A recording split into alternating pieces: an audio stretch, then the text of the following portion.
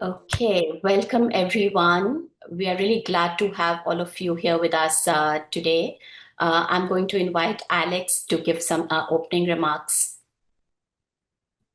Sure. Thank you, Meenakshi. Yes, I'm Alex Counts. Many of you know me. I'm the executive director of the India Philanthropy Alliance, and we consider ourselves an ecosystem builder to increase the amount, the quality, or the impact and the joyfulness of American private philanthropy to India.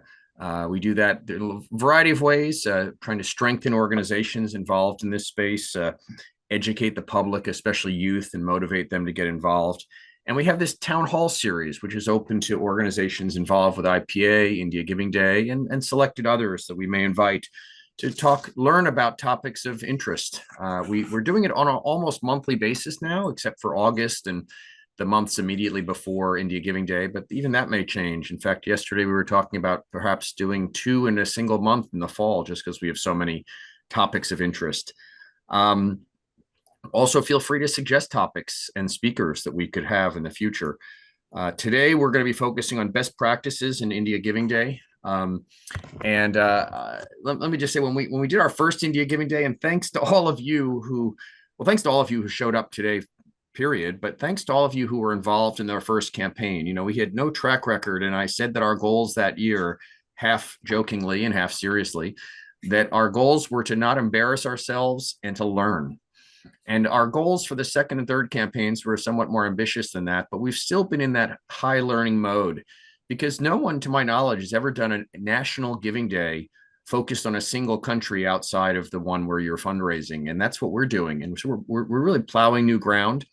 And I'm just so excited to have Meenakshi Mahajan, the deputy director of IPA and the director of India Giving Day, to welcome three or four speakers who are leaders in this movement and have a lot that you can learn from. So, Meenakshi, back to you. Thank you, Alex. And I want to start with welcoming all the attendees and our four panelists as well. Thank you so much for taking out the time to be with us here today, and especially to the panelists for sharing the lessons that you've learned. Each of you, played an exceptional role in the IGD 2025 campaign, whether it was leading a peer-to-peer fundraising or an overall campaign. And we are really happy to have you here to share your lessons with the rest of the group. So I'll start with introductions, and then we'll go into the panel discussion format, which will be about 20 minutes. After that, we will take questions from the audience and end with some closing remarks. So I'll start with our youngest participant here, Srila. Srila, welcome.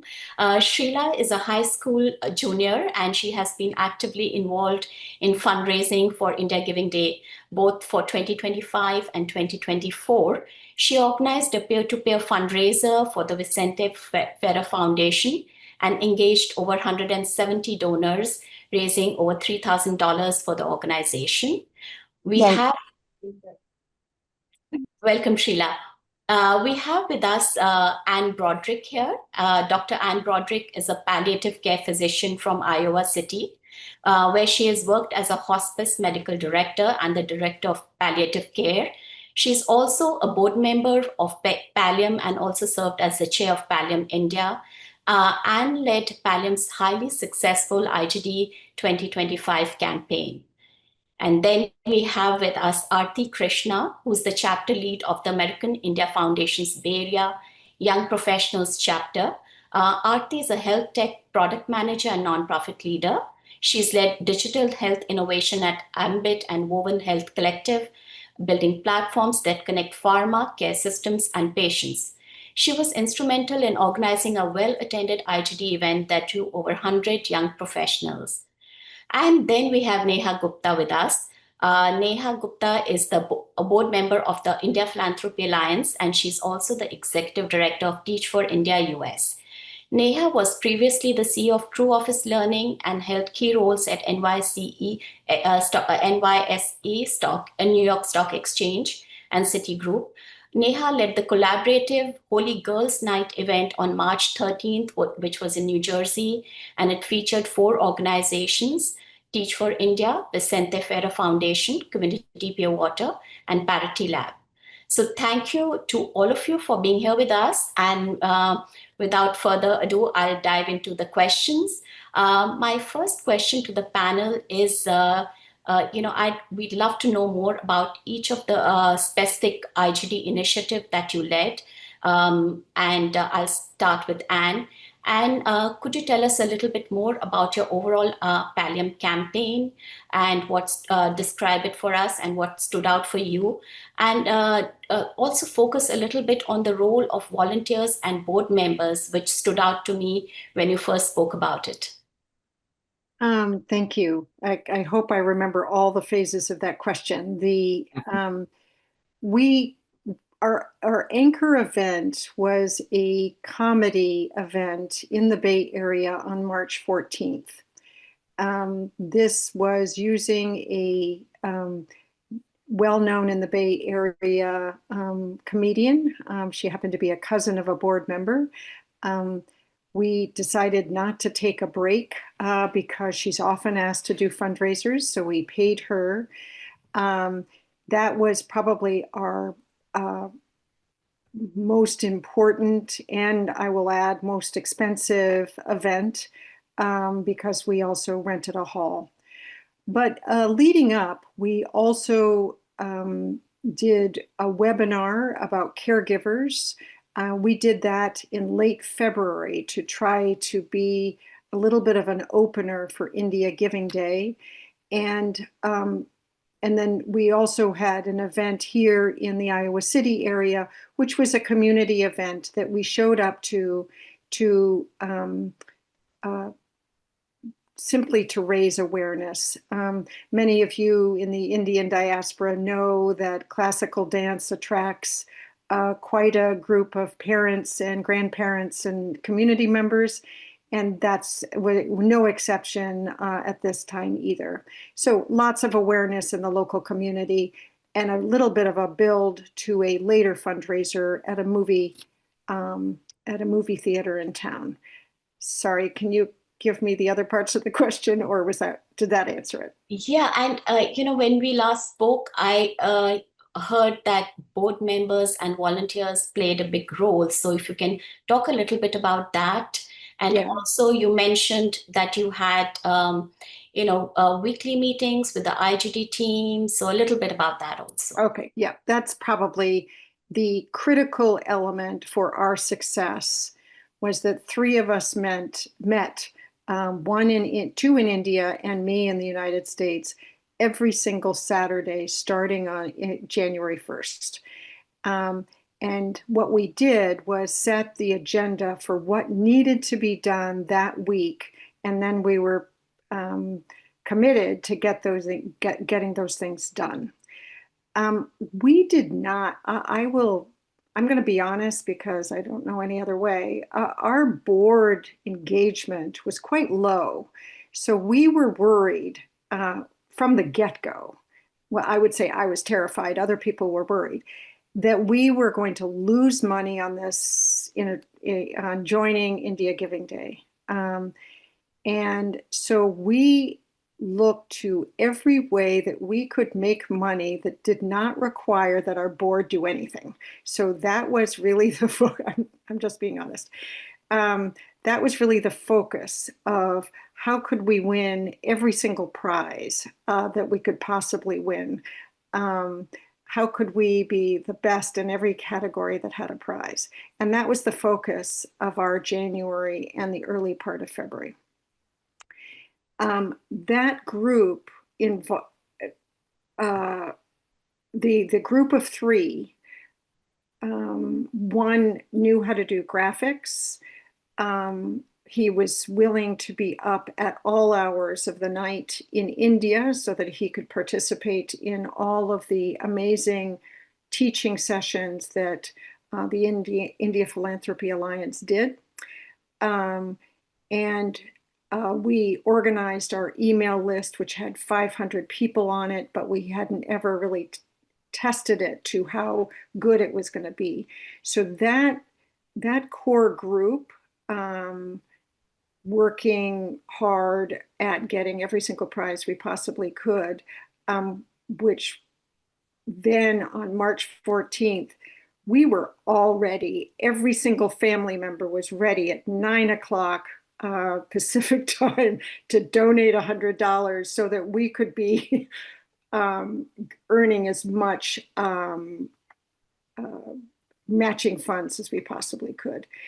And then when it looked like we might get the award for the third largest number of donors, people were just coming out of the woodwork. People during our last event on March 14th, people were like, we better let's call all our friends and try to get them to also donate just so we could. Well, we missed, but it was fun. It was certainly fun trying.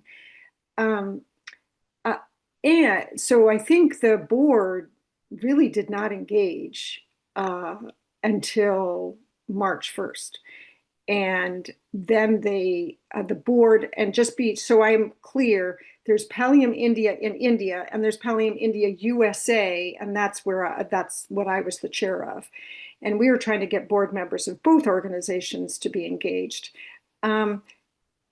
What happened was very surprising. 2 or 3 people, probably the shyest members of the board, went at it and texted their friends, and they were the highest earners. It was not a case of everybody participating. So I will have a suggestion for next year along those lines when the time comes. Thank you, Anne. Okay. And I'll now invite Srila. Srila, you did a peer-to-peer fundraising for VFF, and could you tell us a little bit more about it, and especially start with what motivated you to do this? Yeah, so I would say what motivated me to do this is all the previous experience that I've had with BFF. Especially for the past 3 years, I've been very involved with robotics and the inclusive schools. So I met with them one time about 3 summers ago, where I basically just exposed them to robotics, told them all the different possibilities. And from there, I realized they had so much passion in them and I wanted to stay involved. So through online meetings with the staff and the students with disabilities, I kind of kept that connection going until last summer, where I once again met with them. But I also fundraised money to purchase a robotics kit, and we kind of had a week-long day camp where we told them how they could build and design and code that robot. And just seeing their excitement and how their faces lit up at this opportunity that they've never gotten before only made me hungry to want to help them even more. So I'd say that was my main motivator for wanting to raise as many donations as possible.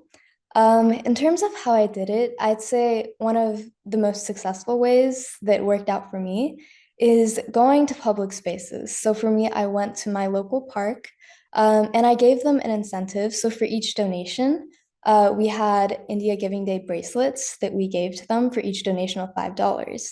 So that was a great incentive for people. And it's also important to kind of have like a more personalized approach. So when I was going up to people, rather than just having an elevator pitch that I kind of say word for word, I made it personalized and I made sure to really interact with that person. And that seemed to work out great for me. So yeah, I would say just getting out there, it helped me build my interpersonal skills as well. And I learned how to approach people. And yeah.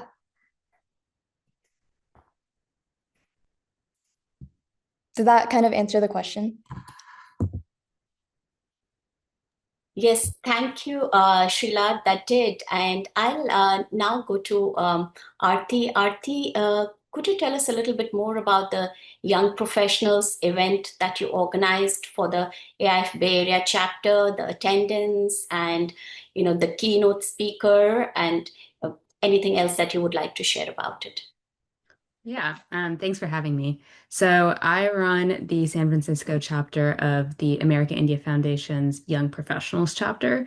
So while AIF is a nationwide organization, our chapter is specifically focused on the kind of mid-20s to mid-30s age of young South Asians that are living in San Francisco, but have also kind of started in their professional careers to kind of kickstart an early motivation for giving back and engaging in philanthropy. So, one of the events that we do every single year, we actually had last week, and that is our annual Tech and Entrepreneurship Conference, which always features a host of South Asian CEOs, entrepreneurs, and just influential figures in the tech space. And after we realized how popular that particular event is, and also the interesting people that we have now come to know through AIF, we wanted to kind of be able to hold more of these one-off events that feature these speakers, whether those be in fireside chats, networking events, panels, the like. So this particular event came about after we met with the president of DocuSign, who is also an AIF board member and who has been very supportive for our particular chapter. And his name is Robert Chetwani. He has a lot of unique insights and kind of thinks about the tech space in a different way. So we decided to curate a specific event for him. So we were able to host the event at the DocuSign headquarters in San Francisco. And we led the conversation as not just a conversation about his career or his motivations in the tech space, but more so how a young professional can build a career that has purpose while simultaneously achieving the different goals that they have. So that was the purpose of the conversation we had with Robert, but simultaneously, every single AIF event is both a fundraiser and what we like to say a fundraiser as well. So this particular event was, I think, attended by close to 200 young professionals in San Francisco. We had it open. It wasn't ticketed by any means, but I think that allowed us to garner a lot of donations by people that were genuinely interested. And then, of course, we were able to also spread the message of India Giving Day along with AIF's initiatives as well.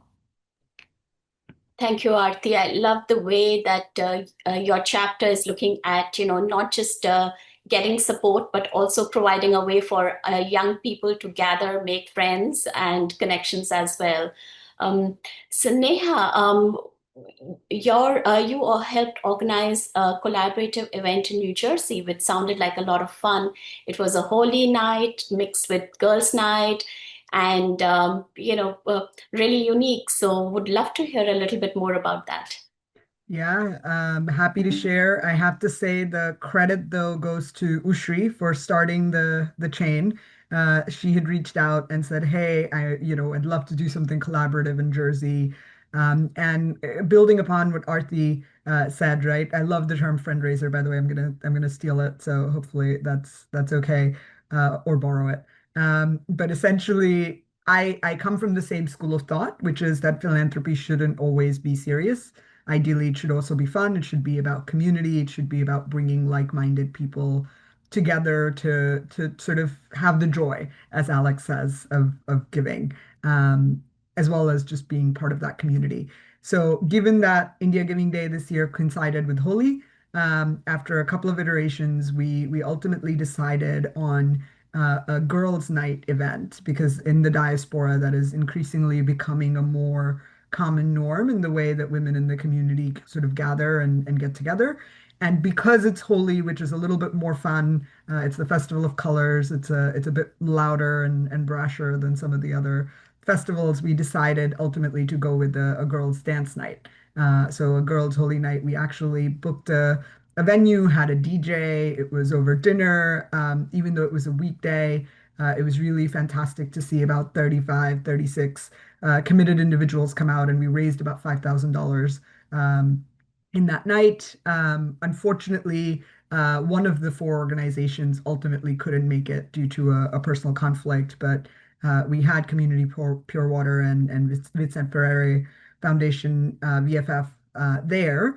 One of the other things we did is, very often events get sectioned off as here's the serious part and here's the fun part, and they don't feel blended together. So we decided again, with the gracious support of Sumit and Ushri agreeing to the idea that instead of doing presentations or kind of a lecture, we did a little trivia. So we actually started the conversation with letting all the women write their intention for India. What would they like to see on a post-it? And they kind of went up and put it up on a wall of what are some causes, because it gave everybody a moment to reflect of what matters to them, right? What are some of the values they hold dear? And then we actually, once they sat down, we said, all right, we saw some themes. Obviously, many of those themes were overlapping with causes our organizations already work on. We decided to do a trivia quiz where, as a table, they had to come up with an answer, and each of the questions in the trivia were essentially part of explaining the problem statement for our organization. So everybody here can have a fun fact of going, how many kilometers does an average woman walk in rural India to get water, right? Or what percentage of fifth graders can solve a basic division problem? Or what percentage of people in rural India have access to healthcare, right? So we did it that way because it brought forth a lot of dialogue and it became a collaborative, competitive, fun thing that then flowed into the rest of the evening, which was still about community. It also got everybody on the tables talking to each other. So even if you didn't know the other people because you were debating answers or you were celebrating the fact that you were right or you were close, it created a bit more of that bonding around that table. So if you had disparate groups, it still worked. Um, for our board, India Giving Day has traditionally not been a big campaign. So the board was comfortable with supporting the experiment, but was kind of like, okay, do it as an experiment, and we'll see where it goes. I think next year we'll definitely go much broader and aim to do this in multiple cities, not just in New Jersey, because as you can imagine, with any of these events it's kind of globally local, so to speak, right? You always have people who are within a 20-30 minute driving vicinity be more comfortable attending, especially if it's on a weekday. But I think the good of it is that the experiment definitely proves out. We did make it a suggested donation charge of $35. Most people that came gave 50 or more. And it also gave us an opportunity to reach out to a couple of local organizations who then also sent in a donation but did not attend. Thank you, Neha. I love the idea of this, playing out in multiple cities next year. So would love to see that happen. Moving on to the next question for the panel, and after that, we'll invite questions from the audience. Given your experience this year, what would you change for next year's campaign or improve for next year's campaign? And this could be both from the perspective of what you would do or what you would want the IGD campaign, IPA to do. So I'll invite Srila to go first. Yeah, so I'd say for what I would do, especially after hearing all of these other amazing experiences, I would love to help organize and be involved in a more like a formal event kind of. As I mentioned, I just went to public spaces and spread the word there, but a formal event like this sounds like an amazing idea. So yeah, I would say that's what I would do differently from this time. And I think each year, like it's a great experience because I always learn more. For example, last India Giving Day, I I did raise a decent amount of money and I was proud of, how much I did, but I wanted to do more. Which is why after that, Miss Ushri and I started kind of talking about how we could expand to the youth, which is why we created our youth councils in several different states now. So I think, and then this year I'm thinking of doing a more organized event next year. So it's kind of just like a pattern of building each time. And then in terms of what I think would be great if IGD did, would be, I guess, just helping the youth, like guide them more. Because my first year, I started out a little bit blind because I wasn't too sure what the first step should be. And eventually I did figure that out, but I think it would be great and even more impactful if um, they could kind of guide how they could use their resources to their advantage. For example, I find that schools, especially for the youth, are a perfect pool to find potential donors. because everyone's in the same place and they're all familiar faces. So yeah. Thank you. And now, I will ask Aarti to go next. Aarti, what would you change, improve? And this could be from the perspective of your organization or from IPA IGD campaign. Yeah, perfect. I think in terms of the event, one thing we didn't expect was the popularity. We generally do paid events, and I think switching to this more open networking format that also featured a speaker definitely blew up in a way we weren't fully expecting. So I think one, being able to anticipate how a speaker might play in terms of the general public, how that might be perceived, how excited people might be, definitely helps us kind of gauge the attendance and also gauge the supplies and what all we would need. I think the second thing is only honestly just doing more things like this. We obviously are a team of volunteers and we all have jobs outside of AIF, but being able to put together events like this that have a lot of traction tend to be better at pushing forward our initiatives and India Giving Day initiatives more than our traditional events. So I think it's really kind of building off of the momentum when possible and trying to kind of uplift the community a little bit more in that way. And then in terms of India Giving Day, what I would say is that for my target demographic, the marketing and the way we kind of approach what we're sharing is very different than I think the general AIF demographic. I often feel like our chapter has to completely devise new sets of marketing materials and new forms of social media posts and campaigns to get a hold of the audience that we're trying to build upon. So I think really kind of building out marketing materials and being able to provide a new set of materials and also information that can work across different groups. And especially, I think targeting more of the young professionals, having more is always helpful. So I think that would definitely help us be able to kind of convey what India Giving Day is doing too. Thank you, Aarti. Neha, would you like to go next? I think I would definitely, obviously, take a page from Anne's book and start early, right?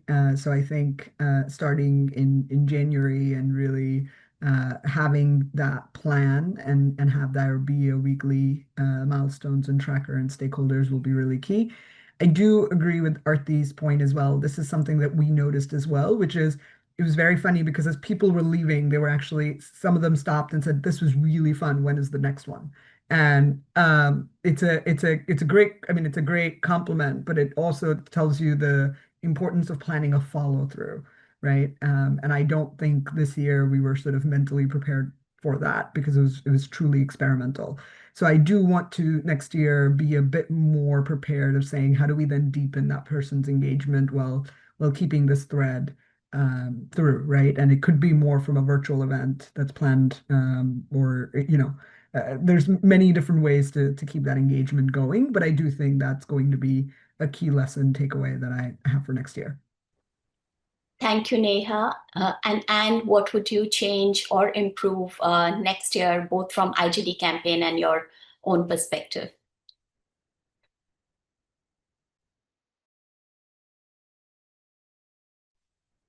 You're muted. And you're muted. Sorry. I will say, because I think it's important to say, on March 15th, if I heard the words Pallium India again, I was fried. I was more than fried. And so I personally will work much harder to get board engagement. One aspect is we now have 2 chapters and an evolving youth chapter. So that is something that I would say is make sure you have goals that are not just financial, but other things that you're trying to develop. So on a personal level, I will look for more board engagement. And I think what I would love from India Giving Day is maybe even considering something in the application that states, if you have a board, and I understand that not everybody does, is there board engage? I mean, how can you assess what your board engagement is?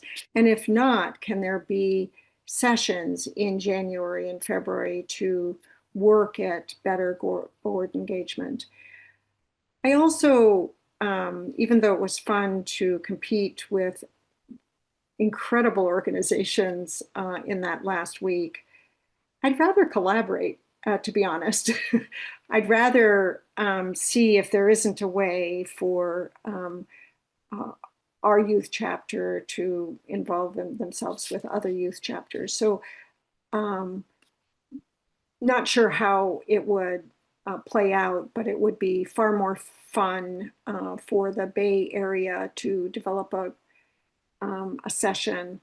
And I do understand that we had the Bay Area event in Sunnyvale, which is not San Francisco, and really our comedy, our comedian would have played far better to a younger audience in San Francisco. So anyway, so summary is I'd like to not burn out, as my mentor, Dr. Raja Gopal says. Are you still in the burnout Pallium India oven? And for weeks I was. So I'd like to not do that and increase board engagement in anything the India Philanthropy Alliance can do to promote that would be super helpful. And then I'd like to be more collaborative than competitive for funds. Thank you for sharing that. And we do have, one of the things that we do suggest is important for a successful IGD campaign is a active engaged board, and that's in our application information. And it's good to hear that that's something you felt the need for, and hopefully we can emphasize or provide some additional support for that next year. And at this point, I'm sure the audience has a lot of questions. So I would like to invite you with the questions. Either you can raise your hand, or this is very informal. So, just unmute yourself as well.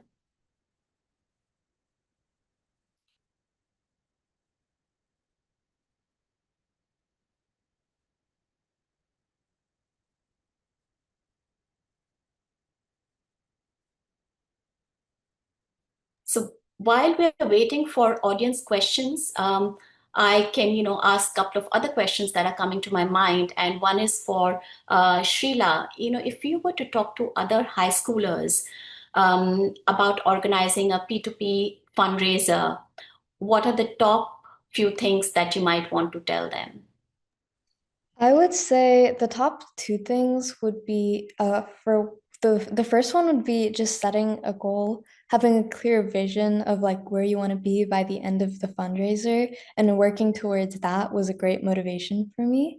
And another thing that was very helpful is just utilizing your own circle, your friend circles, and just talking to anyone. Like don't be shy about it, just because everyone wants to help, right? So you're giving them an opportunity to help. And I'd say that's a great mindset to think about it. So yeah, utilizing your own connections and having a clear goal were my two main pieces of advice. Thank you, Srila.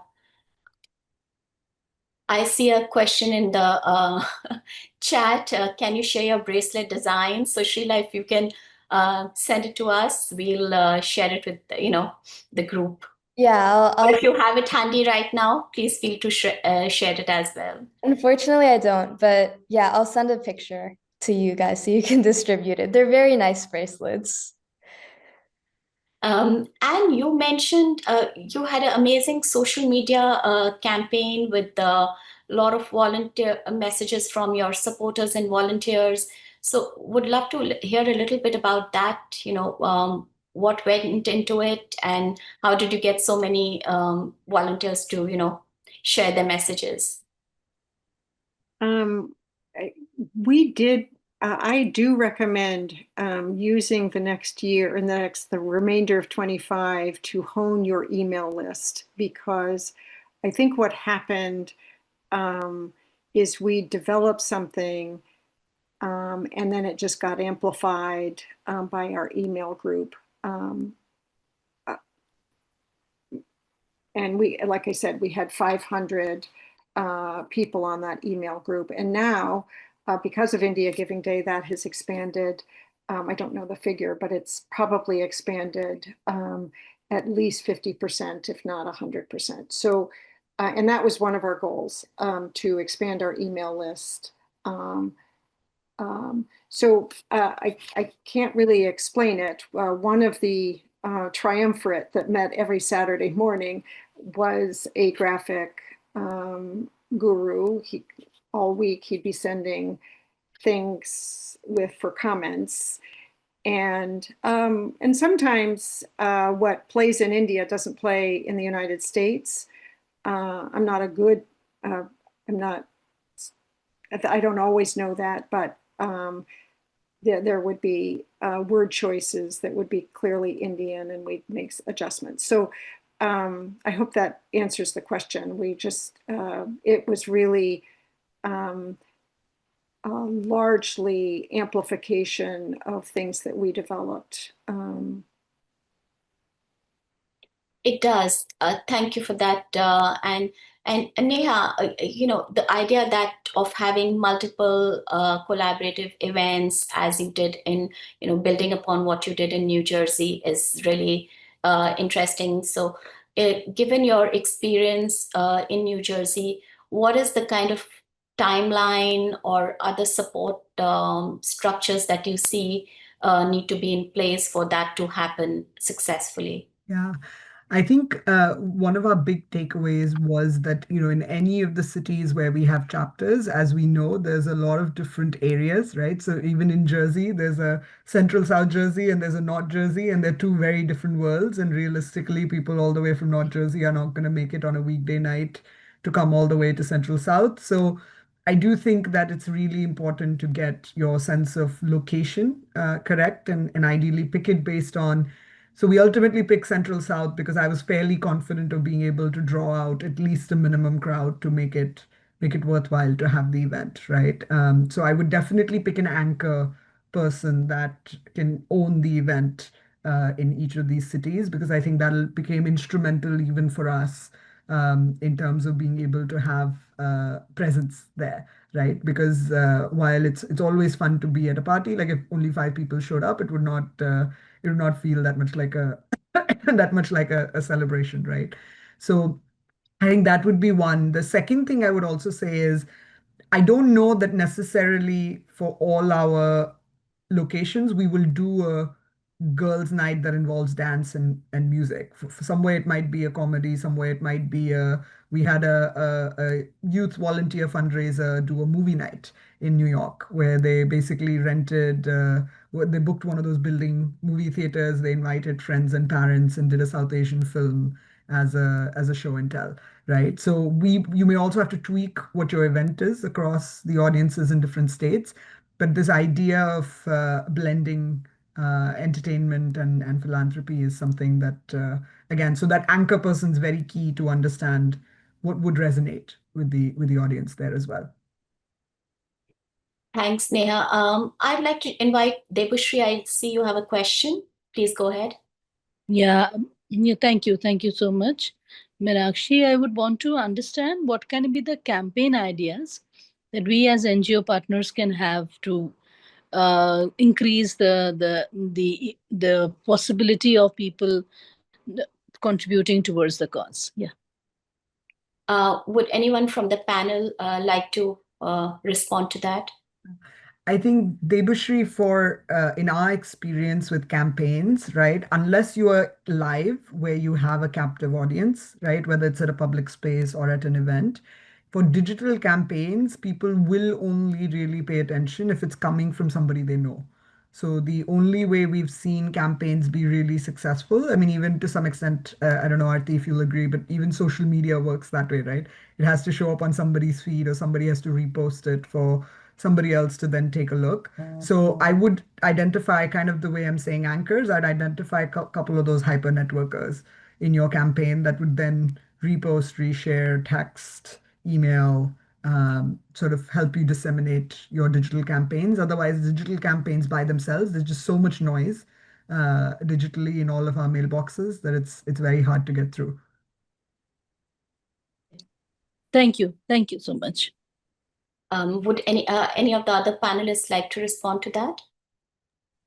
Yeah, I'll just build up on that point. I think obviously our approach is a little bit different because we're very social media focused. We do run a lot of different ad campaigns. We obviously have a graphics team on our board that works to kind of build out a lot of the graphics and the materials for the campaigns that we push out. But to kind of the last point, we do also have to use influencers occasionally, just influencing voices in whatever space of the event that we're putting on to amplify the event, push out additional marketing materials, and then also get their followers and their buy-in as well. So occasionally that works for us. It honestly just depends on the event, but I think especially for my age target demographic, having that as kind of a liaison in between our campaigns is super helpful. Thank you, Arti. Kirti, I see you have a question. Please go ahead. I do. Let me lower my hand 1 second. Okay, thank you. First of all, thank you to all the panelists for all your insights, and it was just really nice to hear the different approaches and different ideas. So my question is more for people who are doing an event with people like a third party, not another IGD minded organization, but like a local business or like some of you had, a speaker, performer, whoever. But if that person, I understand if that person is obviously part of your circle already, or they're, like somebody said, was related to a board member or somebody that you know.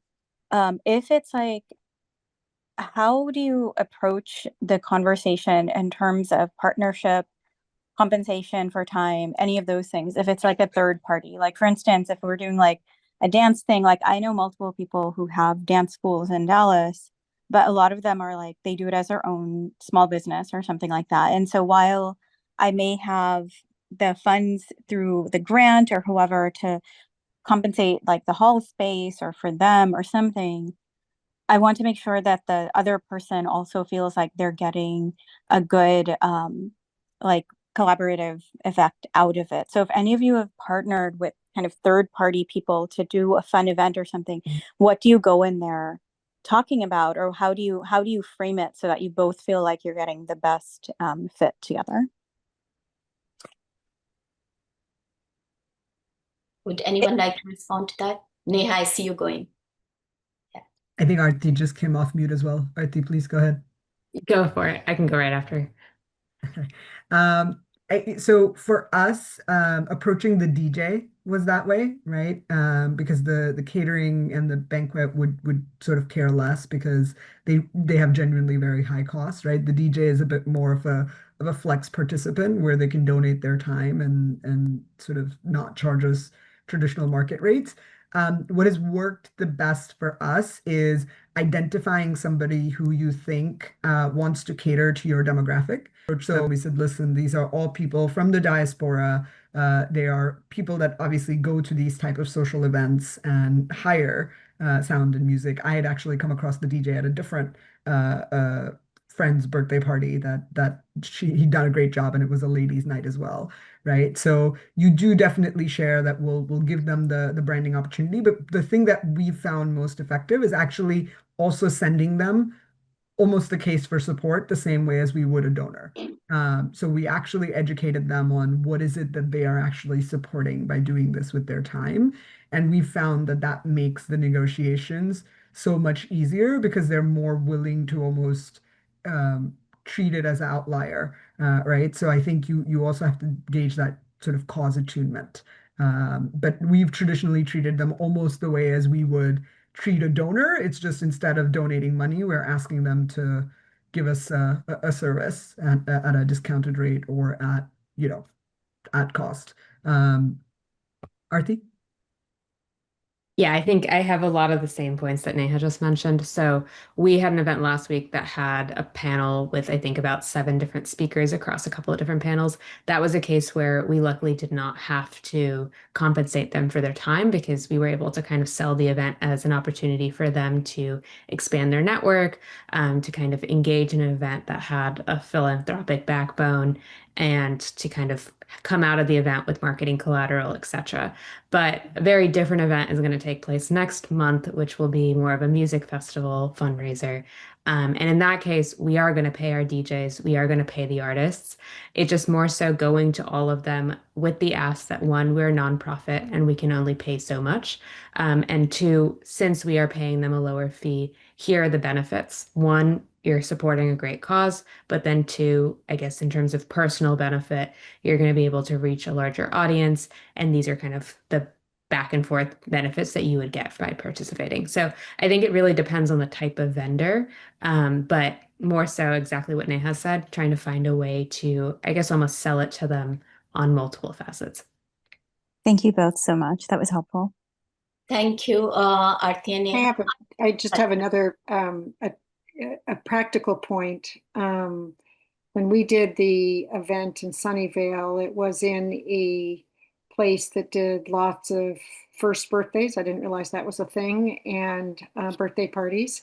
But we sent people in person. That would be one thing I would say, Kirti, is don't try not to do this by email or by phone, but go in person and do the pitch, as I think Neha and Arti have well established.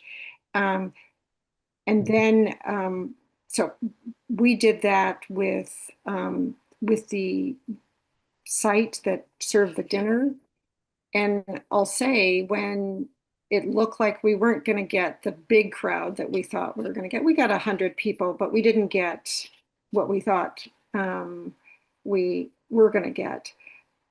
They let us back down as well. So that No, that's a really I good. got my gray hairs out of whack for a while, and that was a big relief. So so that happened, and then we had a DJ who had done lots of other events and donated his time. So and it made a difference. We just elected to pay the artist, but as Arti said, we struck a deal. Thank you so much. That was also super helpful. That's a really good point about doing this in person. I want to now ask Ushri, because VFF has been so successful in, rallying the young youth for P2P campaigns, and also played a big role in events. Ushri, can you tell us a little bit about, any insights that you have on how do you bring together youth for your P2P fundraisers? Yeah, like all our volunteers, they are very active and we are so thankful to them. We have a monthly meeting with them where we try to find their interest and try to update them. And when it comes to engaging them further, they are the one who are inspired to share their experience with other volunteers, so what they are experiencing, and that's the main thing, I think, rather than if I am reaching out to other volunteers and requesting them to be part of our peer-to-peer fundraisers. It always works better if like our peer-to-peer fundraisers, they are the one who play the active role and they request others to join join us, and because they believe in something and they are communicating that to their peer groups. That's one of the thing I think works better, because first year in 2024 we have just 7 peer-to-peer fundraisers, and this year we have 21 active peer-to-peer fundraisers. And like Srila requested her cousin to be one of our peer-to-peer fundraisers. She is not that aware of our work or what we do. So she is the one who shared her experience with Kenisha, another fundraiser, and she joined. That's the way, like we have to grow our network through our peer-to-peer supporter leaders. And I Youth Leadership Council, that also I'm not that involved. Of course, we started it, but our volunteers are the one who are leading it, and they are the one who are recruiting, like local volunteers, and they are the one who are planning to host local events. And that's the way it helps us to grow our network gradually, slow, but it's a gradual process. That's really, really amazing. So much work that you're putting in, Ushri. One more question. So, what is the timeline that you usually like? When do you start with all your outreach for your IGD P2P fundraisers? Is it in fall of the previous year or Jan, Feb of the IGD campaign year? Yeah, it depends on like when we started. Like in 2024, hardly we started preparing for it 7 days before India Giving Day. I reach out to few of our volunteers, board members, to check with them whether there's anyone who could really help us. And we had to explain to them what is peer-to-peer fundraising. But I think in 2025, we are a bit prepared. We already requested all our volunteers all through the years that could you please look for volunteers who are going to help us during the fundraising, like during the India Giving Day fundraising. And then Srila, Nihita, our volunteers, they used to coordinate our monthly meetings with new volunteers, and they used to explain what they did last year and their plans, what they can do as for community events. So those are the things, like we started it probably this year, 3-4 months back. Yeah, 3-4 months before the India Giving Day.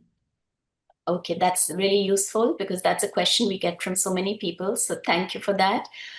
So we are almost towards the end of the session, and I'll have some announcement at the end of it. But before that, I would just like to go and ask each panelist, to provide us with one thought or idea that you think is really important for IGD 20, for the success of IGD 2026. So any one idea, thought that you think will really help to make IGD 2026 successful? Anne, would you like to start? I was hoping you were going to start with somebody else. I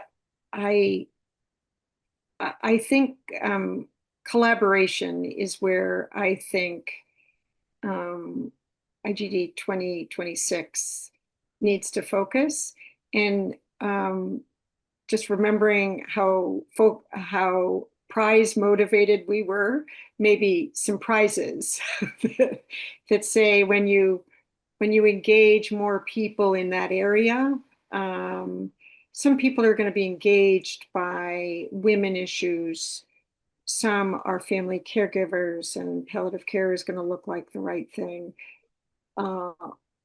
Kids, education is, especially in my university community. So I would say if we collaborated all these organizations in areas across the country, we would bring in more people, and people would then decide what matters most to them. I think Neha, is that what's your truth about what India needs? It's going to be there if we collaborate. So that's what I would say. Thank you. Neha, would you like to go next? Sure. I think I'm gonna take the page out of Sheila's book, right? We shouldn't limit it to the diaspora.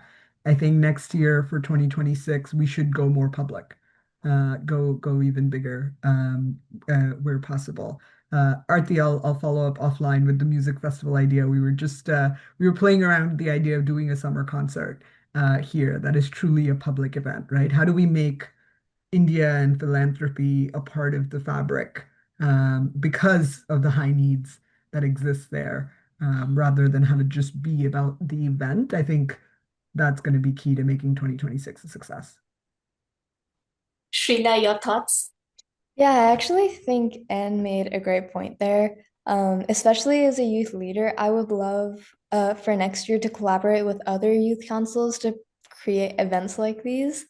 And on that note, and I know this is already something IGD focuses on, which is great, but yeah, just spreading it to the youth, just outreach in that sector, because I think the people that I've worked with in VFF USA's Youth Council have been so helpful and so dedicated. And I'm sure like other organizations could relate to that. So yeah, just spreading the word to the youth as well. Thank you. Aarti? Yeah, I think all three of my fellow panelists had great points that I definitely would like to echo. To just add something new to the conversation here, I think on a base point, starting early and being able to spread the word as wide as possible is probably the biggest thing I would add. I know this year we found out about India Giving Day a little bit late, which I think is more on us. But if more groups knew about it early, I think it would provide a lot more impetus for groups to perhaps create an event or start a campaign, or at least see if there's anything that could be done. So pushing the word out and making sure that that word also goes to a variety of people. So younger kids, youth, variety, more than just the traditional donors. Thank you so much. There's and I see. I think the other thing is it took us a little while to figure out who was participating, who the contact person would be. We wondered about doing the comedy event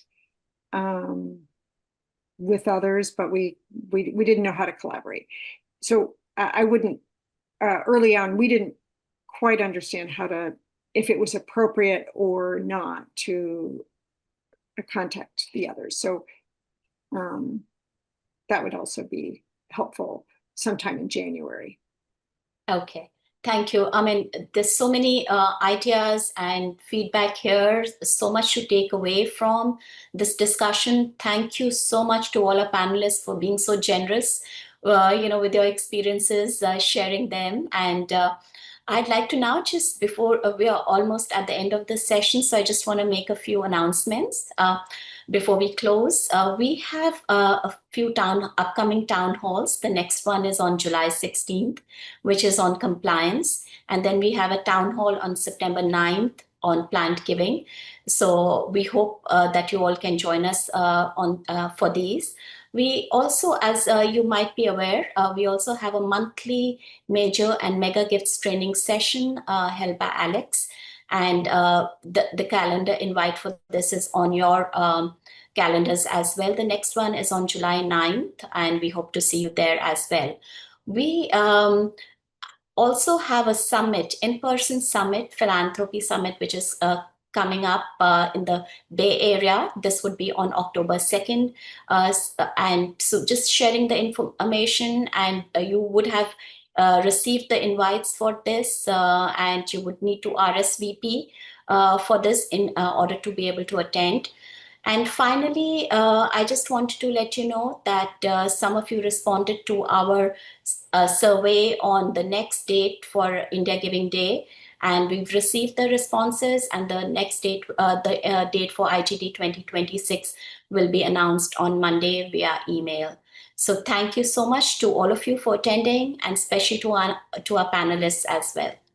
We look forward at seeing you at the next town hall. Thank you.